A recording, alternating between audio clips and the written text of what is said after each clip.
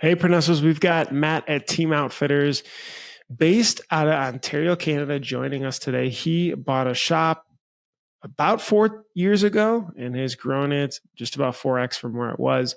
And he's going to share how. So he had a marketing company before, and he's really built out a lot of processes to be able to scale and grow in his local community. Not only that, we chatted on AI tools. So he's using AI to do a lot of reporting things. And I really like that because we've been diving heavy into ChatGPT too, just as like, how does this help you save time? So he shares some real examples that he uses every single day and what he has his team run for analytics wise to help him run his shop. So we'll get into that.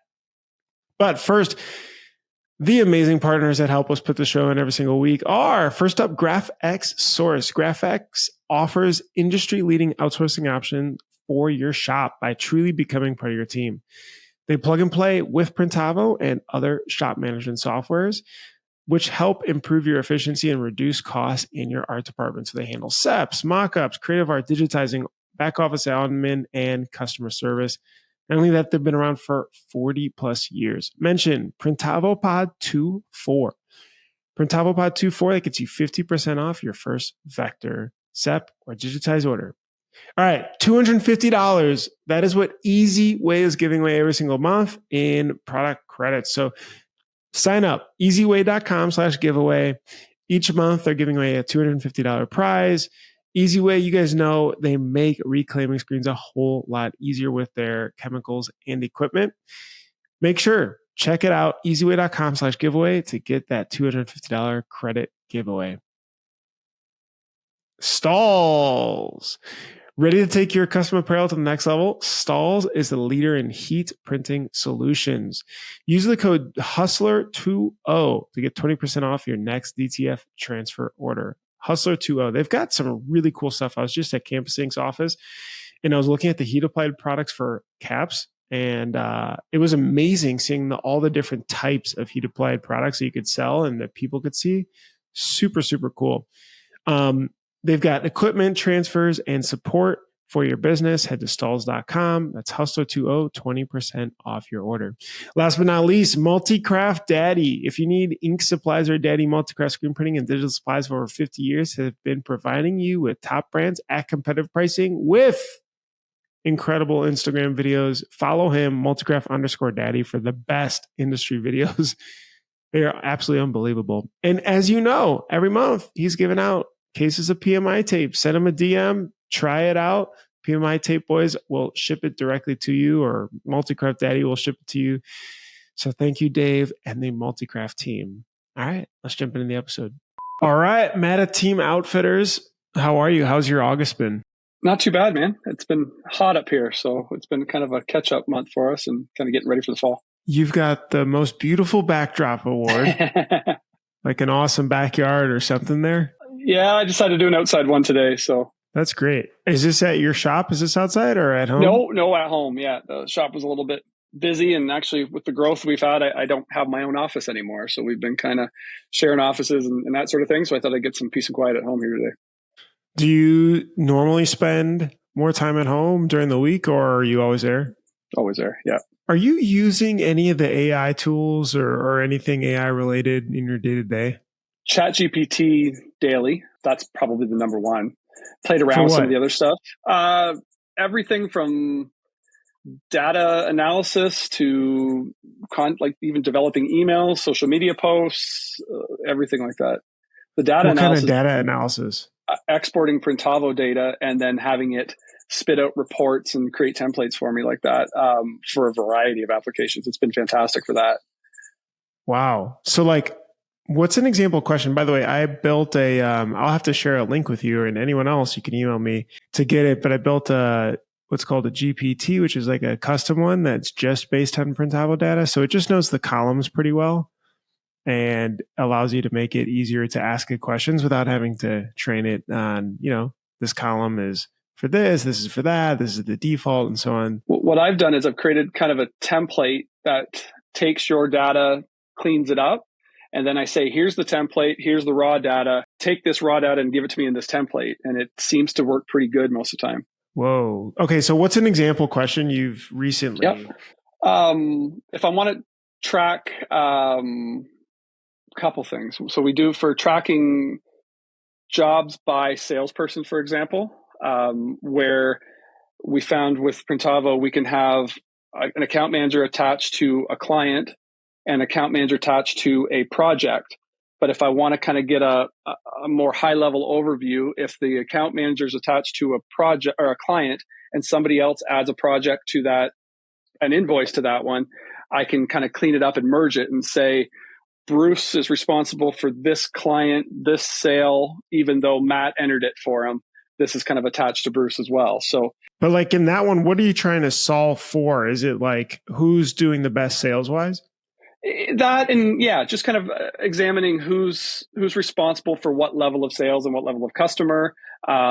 We have some other deals we've done for referral bonuses, like referral kickbacks and stuff like that. So if somebody referred a client to us, we tag it, and then I can generate a report that says, this Bruce referred these clients, so I can make sure I pay him a referral fee every month, sort of based on it. That's one application. Another one we're doing is current month sales and projected next month sales, which is kind of a deviation off Nick. I forget his last name. I apologize. You had him on here with the print profit software. Yeah, Nick G at printprofit.com. Mm-hmm. Yeah, we demoed his software. It was incredible. It just, to me, it didn't quite fit for what we were after, but we were able to get some ideas from that and then use some data that was within Printavo, tie it into ChatGPT, and give us some numbers and some projections based on what our current month sales are going to be and what our next month sales are going to look like. And, okay, so how do you use that to predict next month's sales based on, like, is it looking at previous year too, or? No, I just look at like what's in front of us today, and it's based on statuses basically, because it doesn't allow me to separate orders from quotes when I export the data. But I can say, take this list of jobs, disregard these 10 statuses that aren't committed job statuses, and tell me what the total is. So, my general manager, she does that every week for me, and gives me an update on here's what we're projecting for this month, next month, and so on and so forth, based on committed sales within a specific status. Yep. Got it. Okay. And that's what you're using to help predict, okay, are we doing okay next month, or are things looking a little slow? What do we have committed job value wise based on, what's in the system right now? So how do you use that data? So let's say, all right, things are looking a little bit on the slower end for next month. What do you think about next? We're always thinking about what, like our kind of core sales strategies. So we call large order follow-ups, where we do go back from this time, say next Q4 of last year, who bought what when. Let's make sure we're following up with them now to get the conversation started and get the job happening so that it shows up in Q3 or 4. That's happening almost weekly. We try to make it happen any weekly. We've implemented this client re-engagement protocol or status that we kind of go back and look at, okay, Bruce bought hats from us and he bought jackets from us, but he's never bought t-shirts. So let's maybe be proactive and outreach and say, Bruce, hope things are going well. Have you ever thought about buying t-shirts? And kind of having that conversation that way. That's kind of core, we try to build into it anyway, core sales strategies all the time. Yeah. The number that we're generating is to help me sleep at night, to be honest with you. I know what our minimum overhead needs to be. I know what our nut is on that. So when I see us crossing that line, I can sleep a little better. Or if I know we're projecting, like in September, if we're already projecting halfway there, we should have no issues hitting the numbers we need to hit. That was one of the big things that I was trying to solve here this year, is how do we be a little bit more proactive to be able to sleep better at night, knowing that we're on track, or if we're completely off track, let's get to business now to fix it before it's too late, sort of thing. When you look at sales projections for next month, are you saying, not every estimate closes? So is there 80% of this number? I don't even look at quotes. I look at the committed jobs. So this is like sort of an in progress, going through approvals and so on.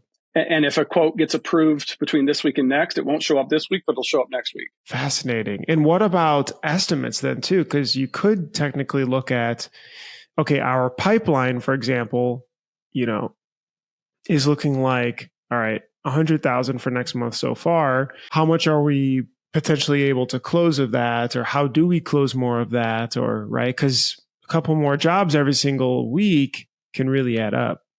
Yep. And it'd just be taking kind of the scripting we've developed for ChatGPT to say, pay attention to these statuses, but not the bulk of them, or only pay attention to those statuses. Like we have 60 some statuses on our Printavo. I just checked that today. So it's a little bit involved to get it to where it needed to be off the start, but now it's just copy and paste every month. Gotcha. That is really, really cool. One of the things Stephen and I was playing around with the AI, like ChatGPT data import thing was comparing last year's top customers to this year's top customers and who is below. And this thing cranks that information out within 20 seconds, which is crazy. So we were like, okay, the top, 20 customers who are down in sales this year and their associated sales reps, give me that output. Average order by month, give me that for this year and compare it to last year so we could start to see a comparison there. So those trend lines were fascinating. That's within the AI you've built that ties into Printavo?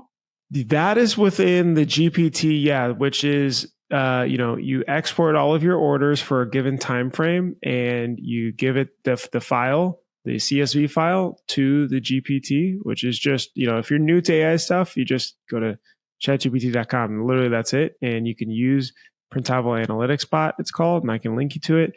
And then you can upload it and start asking those questions. But sometimes the reason why I ask you is because it's like, whoa, this is a whole new frontier. What could I ask, right? Like because you haven't had this tool. So it's like, well, what do I do with this tool, right? I'm holding it, but I'm not sure where do I use it. And that's probably where Nick's software kind of forced us to look at things a little differently. And it was great to kind of open up those ideas. And then we just kind of took them and ran. So yeah, that's pretty cool. His software is pretty great how it does it all for you. I don't like it's fantastic in terms of how it just automatically syncs it and does all that. But again, just the where we're at right now didn't make sense. We thought we could do maybe a dumbed down version and just pick 2 or 3 key elements that we want to work with and go from there. There was a lot of information on that on Nick's thing that you could really get lost in the data too. It's powerful. Printprofit.com if you guys want to check it out. You were in Ontario, Canada. You said you're part of Fabric, which is how we met as a member of that community. And you said we're based in a small farming community. And so my immediate thought was, so many shop owners are probably 80% or so is very locally driven sales wise, right? So if you've got a smaller audience, yet you've also said that you've been able to 4X over, almost 4 years. How do you grow outside of your local community? We grew within our local community, to be honest with you. I just actually fact checked that because I never get this right, but we're based out of Sarnia, Ontario. Population, as of AI is telling me, is 72,000 and change. We service the city, but then also the rural market around it. And that was my background. Like I had a marketing company prior to this for 17 years. And we built a strong customer base in the rural market. We were based in the county. We weren't even based in the city here. So we were able to kind of leverage those relationships as well as what was the foundation of Team Outfitters when we purchased it to really just capitalize on a need that was in the market that really wasn't completely being fulfilled. So. Got it. And I want to talk about that marketing company then first. This is what you were running beforehand of buying your shop. First of all, what types of marketing? Is it like digital marketing or all types or? All types. So we built it to be able to be kind of like a single source solution for local businesses. We had an in-house digital print shop, paper, postcards, brochures, that sort of thing. We had in-house signage, vehicle graphics, signs, that type of thing. We did web development. We had a developer on staff. We did social media marketing. We had a team around that. Graphic design, branding. We did some promotional products and apparel, which is kind of what dovetailed us into this. But we grew that company from me and a business partner in a basement to 24 employees over the course of 17 years. Me and my business partner split off early on in that, but worked with national clients, worked with some big guys all across the country.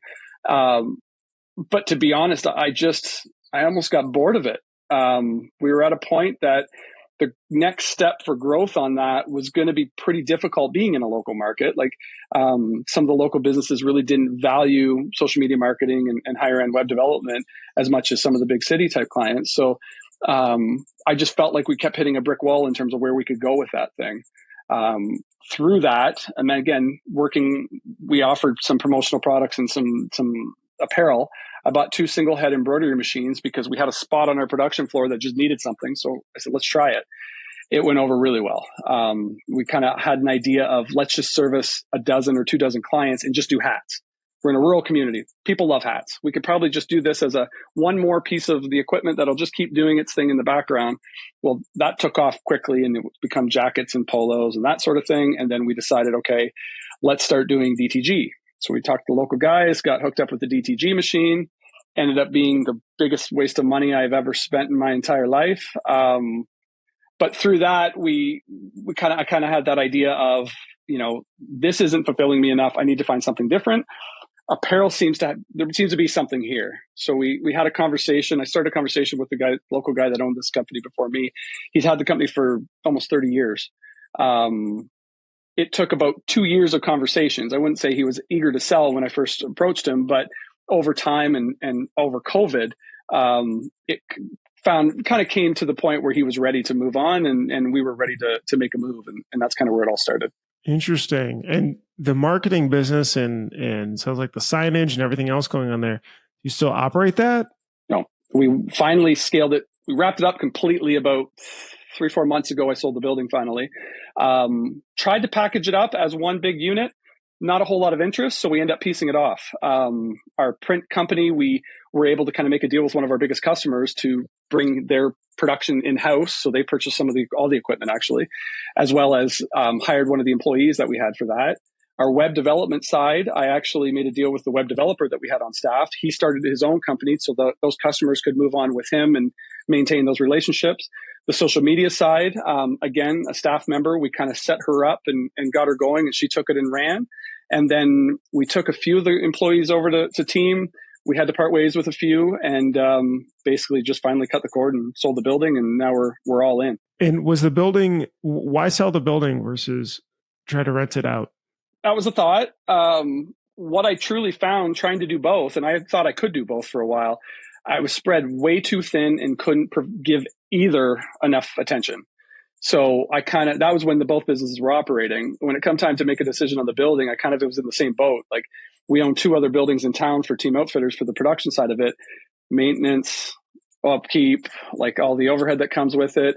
I really didn't want to have to babysit another tenant and, lawn care and snow removal and bitching and complaining. That I thought, let's just cut this loose so we can be all in, focus all in one direction and go here. And it's working out so far anyway. So makes sense. When you were looking, and buying another business to get more focus on the apparel and embroidery side, I know you were kind of dabbling, buying the embroidery machines. What were you looking for, something more specific, right? Because you had experience running this business before, and you could probably say, yeah, this is the type of business I want to run or look into building, because this is what I did or didn't do correctly in the previous one. I wouldn't say there was something specific. I think it was just what was available. There was 2 or 3 companies in town here. We had a friend of a friend that introduced me and the former owner, Dave. It seemed like the way he built his company was how I operate too, like strong relationships, strong emphasis on customer service, a great team behind him that as soon as I started the conversations with him, it just felt right. Felt like this is a great synergy. This probably is going to be a nice transition if it ever happens. And again, it took a couple of years to make it happen, but it was the right size. Like I've purchased businesses in the past, little, single operators that we kind of merged their company into ours. They weren't needle moving things, where this I knew could be a needle moving thing just because it was such the next step in terms of the size. It was a point that it wasn't, a $10 million company that we couldn't afford either. It was something that just kind of worked out. And I would say it was more luck than anything that this introduction could happen and that the synergies were as close as they are. What do you feel like, as much as you could say, what do you mean by the right size? Is it that there was people in place to start handling processes? Is it, there was enough margin for you to start taking a good salary and start working, or, what do you mean by that? Salary had nothing to do with it. That was the last of my thoughts here. I think it was the production capacity, the number of solid clients, like really valuable type clients. And I think the other piece of it, which I really underestimated, was the potential for additional growth. Like I never in a million years thought we'd be able to grow this big, this fast. But as we got deeper into it, it's like, yeah, there's some great opportunities within this. The big one, I know you mentioned size, but the big thing was the reputation. Like I did a lot of homework on this, and everybody in town put these guys on a pedestal because of the quality of work, the quality of service. Like coming in at that level made it easy right out of the gate in terms of, instead of having to try to rebuild a bad reputation or something. But back to the original question about size, I think it was just that, like the number of employees, the number of clients, the number of headaches. Like there was a few, but it wasn't crazy when we got in the door. So, and I thought I could do both. That was the other piece. I really thought I could manage both of them effectively, which it turned out I couldn't. Was there any so we've had a few folks on who have talked about buying or merging with companies, and they wanted to trust their gut because I think all of us are super optimistic, right? And I almost feel like this is sort of like hiring in a way where you're kind of searching for red flags so that you're either aware and you can handle and manage it, or it scares you off and move on in a different direction. Steven built this awesome due diligence checklist that you guys can see a link in the description to see as well, that I think helps break down all the questions to start asking to dive deeper. But were there any red flags that you came across that, didn't kill the deal, obviously, but it was something to be aware of that you were able to handle? Not leading up to, even looking back, the biggest thing I learned that we should have done more homework on is work in progress and how we handle that. Meaning when I jumped into the business, there was a little bit of discussion. I'm not even going to say argument because we were able to sort it out quickly. But if we would have spent a little more time and a little more due diligence talking about that, of you own the company when these jobs started, but I own the company when they finished. Who's responsible? Who gets credit? Who gets the payment for that? And how is it going to look? And it got a little bit messy, but again, we were able to clean it up. But that was the one thing I learned that I would preach is really be crystal clear on what happens to that work in progress from the day you turn the key. How do you think, if you were to go back, how do you think is the best way to advise someone on handling work in progress? My opinion, if it's finished in build when I'm there, it's mine. If you paid for the goods, I'll pay for those goods so that it's completely mine, sort of thing. Or you make an agreement of, we have 50,000 in the pipeline. We're going to put 25 of that towards the purchase price, and then we just carry on that merry way. Got it. So it's based on an invoice date, essentially. The invoice date is what I would say anyway, because it gets really murky after that. And then purchasing the blanks, and that way you can. If the other person had the responsibility and the burden of purchasing the break, that has to be reconciled somewhere. I respect that. So yeah, that's pretty cool. That makes a lot of sense. So you, having ran a marketing company before, having, scaled processes and done that, you must have seen upside with this business where it was like, yeah, I mean, you talk about being in a community of 70,000 or so. I've done this before. I've got the right people I know how to do, probably can reach, I know a little bit more about marketing to be able to reach people. What were some of those things where you got pretty excited about early on because you knew you could take advantage of it? They didn't have a website. There was step one. In 2021, they didn't have a website. No website, maybe no phone number, didn't answer the phone number. All right. They had a Facebook. Yeah, had a Facebook page with about 3 posts. So we started pouring fuel on that fire pretty quickly. That's external. Internal, it was still paper processes. It was Excel files. It was black and white printers, like even to the point where work orders were printed in black and white.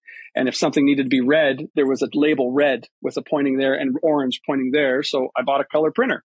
Little things like that were the easy lifting. I purchased the business in October.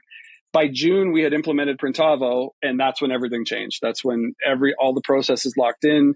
We stress tested. We got buy-in from the group that was there. I thought that may be a little difficult, but they were all eager to try some new things.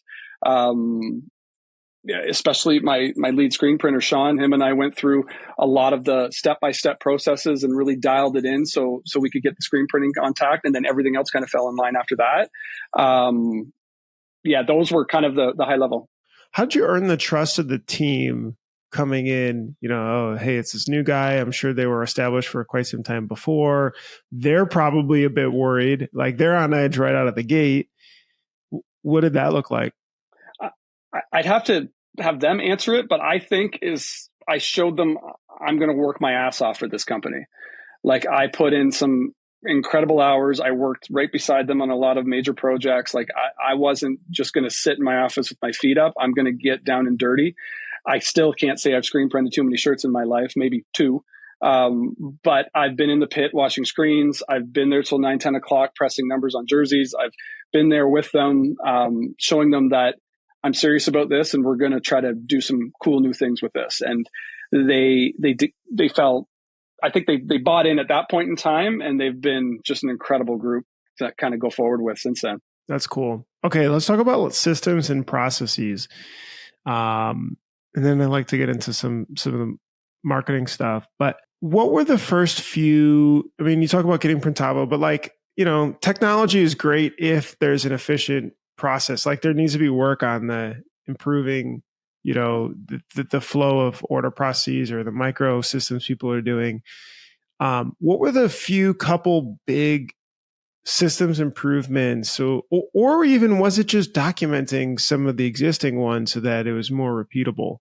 Yeah, I don't think a lot of the systems and processes were in place. They were just really cumbersome. The way that we had to print everything and file it. And I kept the status quo for the first few months, made minor improvements here and there, but I wanted to fully understand and learn how this works so that we could continue to modify and improve. And we did a lot of research before we went into Printavo. We tried a lot of tested out a few different software options and whatnot. And ultimately, it was kind of taking what we had and then just putting it digital, I guess. Like, the way that paper would move from this place to this place would be the status from that status to this status. Like, it wasn't a crazy dramatic shift. It was just pulling what we already had and streamlining it in one place. So, got it. Okay. What about documenting the SOPs? Because, someone quits, you want to bring someone else on that's new. I mean, it's so much work. It's almost daunting thinking about documenting all that stuff. And, the more statuses you have, and it's just so many steps. Did you spend time doing that too? Oh, still haven't.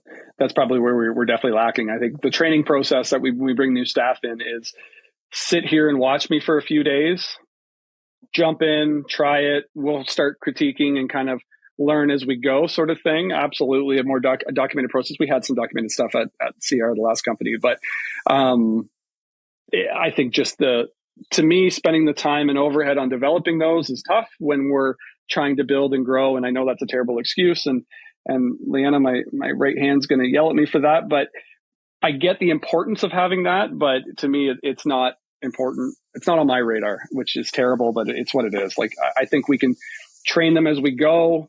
It's not a crazy complicated system. There's a lot of nuances within it. You're going to learn by failing, and we're going to continue to kind of let you up and build from there. Yeah. The only time that it forced me to write down SOPs was, well, first of all, I had to lock myself in a room. I was just like, I'm here. I'm spending 4 or 5 hours straight. It was me, another guy, Adam, and we just started writing. We just started everything writing. And so I said, okay, if I'm putting myself in the mind of the new hire, what is literally the littlest detail? Okay, bathrooms and, office layout, people, what does each person do? All the different stuff that I could think. So once it's done, how closely do new hires follow it, though? Is it a read it once and then shelf it and ask 800 questions, or? Yeah, it's a good question. Personally, the thought process was, if I wanted to document it well enough that they could just read it and I not be there. Now, to your point, that's not the reality. And so, but the goal was for me to use it so that someone else as a manager of a future team could use this to share with them and be able to reference back and forth. And then like, hey, check the doc, right? Because if they keep going, everyone's just going to do whatever's the least friction point is, which is probably ask you, the owner, Matt. And I was like, oh, check the doc. And so that started to point people to that a little bit quicker. So I'm sure I know the business you're in. How relevant were those processes 6 months or a year from now? It's an ever living doc. I mean, that's the other little trick is, or uncomfortable truth maybe is just that, yes, it has to be always updated. So, we send this to customers now. Okay, let me put that little detail. And then whoever's starting to do that task, I'll ask them to update it to make sure that it's in there. And it's 80% good, but it has to, it's a living, breathing thing as the company's always changing. And I'm sure you can attest, like they'd rather do a million other things than sit down and write that. So it's what it is. And I guess when you get to the scale and bringing people in to help with that, I'm not undervaluing the importance of it. I'm right there. To me, it's like nails on a chalkboard telling me to sit down and do something like that. I know. It's the worst. Marketing though. So now with all your past marketing experience, you come into this, you said you've been growing a ton, just saturating more of the local community. What do you do? We're far more visible than we've ever been. We get a lot of credit for our social media presence. When I branched off the social media component of the marketing company, I actually hired her to market Team Outfitters. And it's worked really well. Like we had a good working relationship prior to, so this has been a pretty easy transition to get her in there, it's almost entirely hands off for me, which is great, where she comes in, she knows where to find the completed product. She shoots it. She makes it look great. I get the approvals, change this, good to go. And it's gone. And I don't have to look at it. So doing that to scale consistently. And that's where I can say without any shadow of a doubt, everybody out there has the best intentions of doing it themselves. It never, ever sticks because you get bored and do something, you get distracted and go another route. But outsourcing it has ensured that we can do it consistently throughout, which has been. And she's like contract or hourly or something. Yep, you contract. have her for a couple hours. She has her own company, so it's contract. Is the goal to post every day? I notice you post a lot, like almost once, twice a day. Is that the thought you think is? It's getting there now. Like I think we were 3 to 4 times a week at some point, 3 times a week. A combination of static posts and reels and stuff like that. And then I myself would design the salesy type stuff. I'm a graphic designer by trade. I went to school for that. So that's helped too a lot, actually bringing this thing to where it needs to go, because I can get my hands dirty and do my own things if I need to. Now we are trying to step it up a little bit. So I've have her focus on reels. I have an internal staff member taking more pictures, because that's one thing we found. Most of our content is completed projects. When we're using the outside company there, she would come and shoot content today that won't be posted until next month. So I was finding some of it was getting a little bit dated. If we get a graduation hoodie in, May or June and it's not going out till July, we missed the mark. So now when completed projects come in, I have an internal person that goes and shoots it, same process, gets it all written up. I tweak it, I post it. And by doing this, I hope now to be almost every day of the week to have something go out there. I think what you guys do, and you guys can click on the link in the description to see it, but it's Team Outfitters Sarnia, SARNIA is the handle.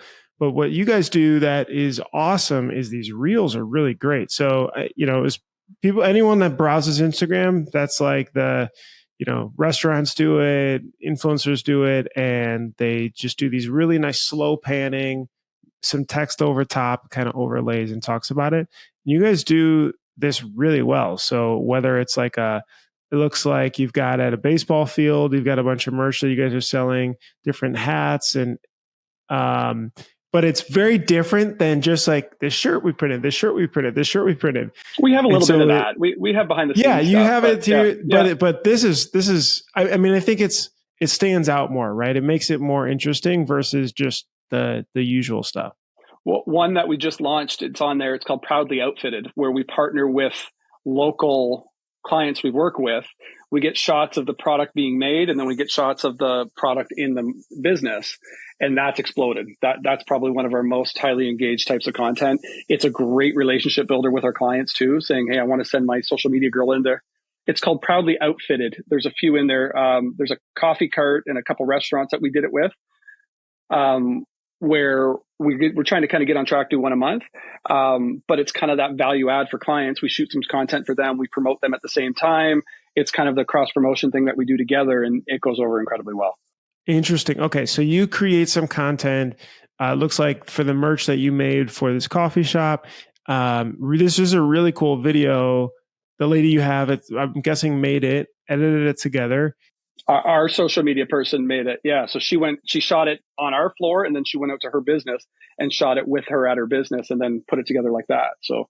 And I think the biggest piece is also posting it as a collaborator, which means that you plus others posted it, and it goes on everyone's page. Yeah, and it's probably the most highly engaged content we have right now, and it's fun to do. It gets great, it's a great relationship builder too with clients. So yeah, I always I feel like the next question people have is like, well, I'm not sure I get any sales from it, from DMs or something, but I do think regardless of that, it's kind of like when you want to go look at a restaurant, right? Like if I go to a restaurant's page on their Yelp and they have 2 stars or something, like there's these elements of social proofing that make something feel very legit or higher quality, and some videos like this I think are right in there.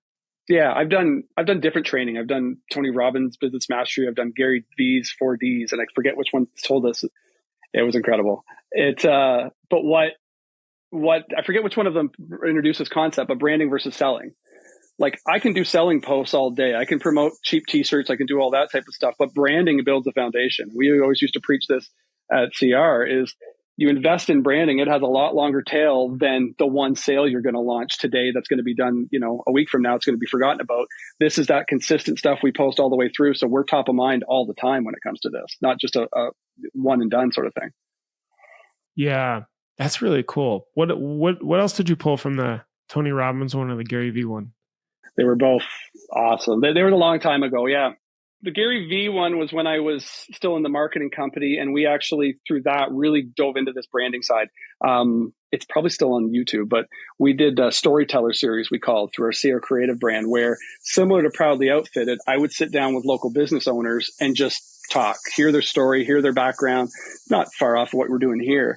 But what that did was get my brand in front of their brand. So we went with notable people in the community that had a great reputation and following. So all of a sudden, Bruce's followers now knew who I am, and now they're local companies that we have a better chance of working with and going there, and really investing in this branding versus marketing sort of avenue. And that's probably the number one thing I learned through Gary Vee.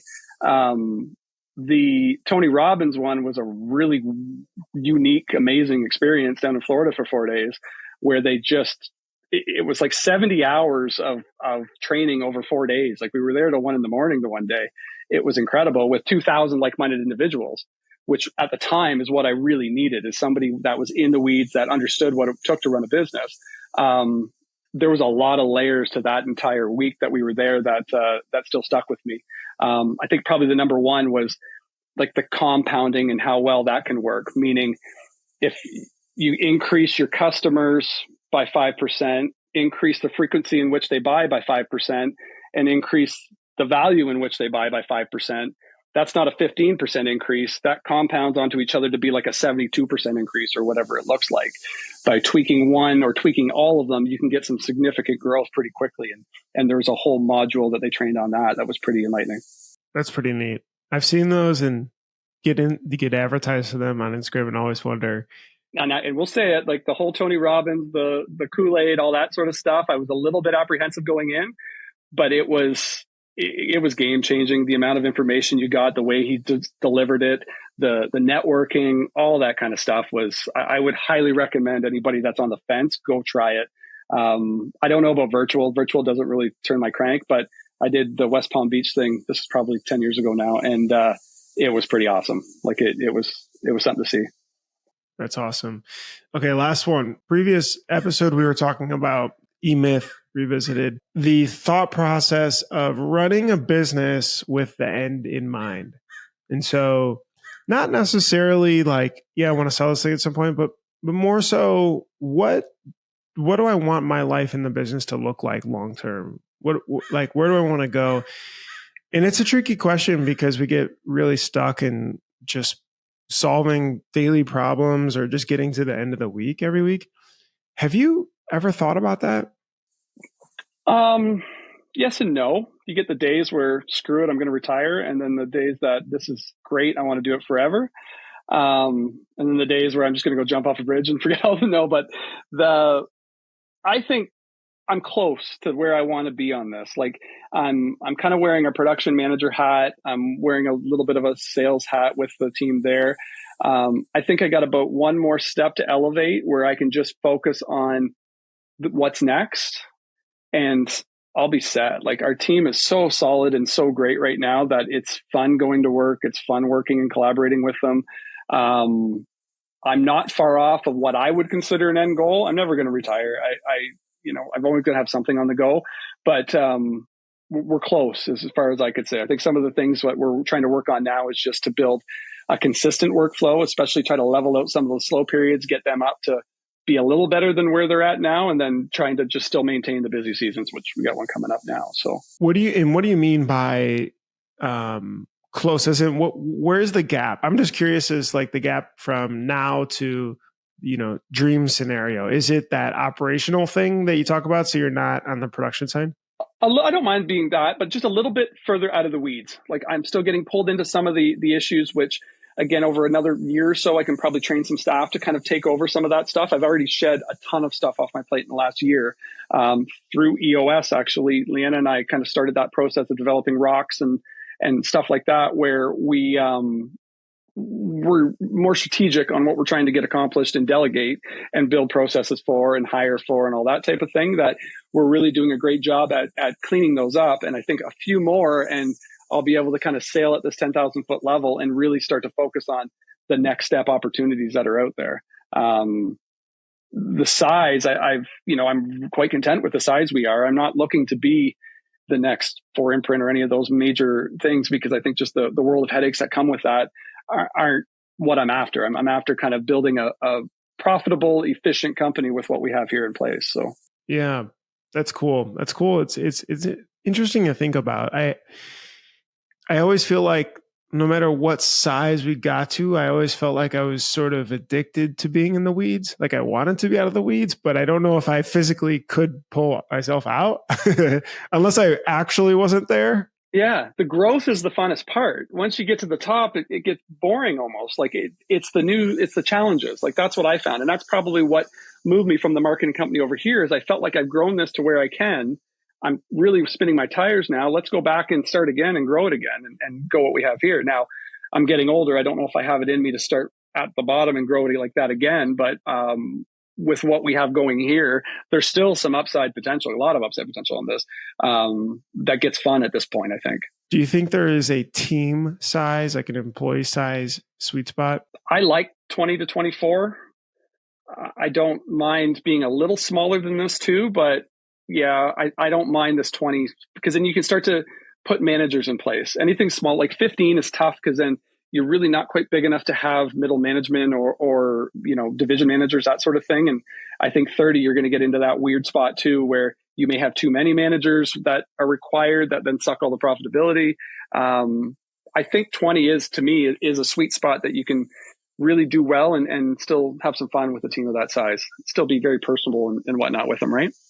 That's interesting. Yeah. I remember when we were at 30, it was definitely two managers. I shouldn't say strong. One was strong, one we had to part ways with, but definitely needed another two, but that was pretty expensive to be able to handle, a good sized team, and needed someone more senior to continue pushing it forward. And so, yeah, it was a weird, what they'll call an investment is like J curve, which is like, you hope to spend a bit more to then elevate later. But I don't know. I think there's something to that. You're right. The 20 to 25, which is 15 to 25. Yeah, somewhere in that neighborhood. Because I have seen it when you're too small, when you're 12 or 13, you're spread too thin because there's so much to do. And then you don't have the skilled people to do it. You're doing everything. Yeah, you got nobody to report to. So this size is nice. We have some nice layers and some nice levels that there's still going to be a few people we kind of fill in some gaps on, especially during the heavy seasons. But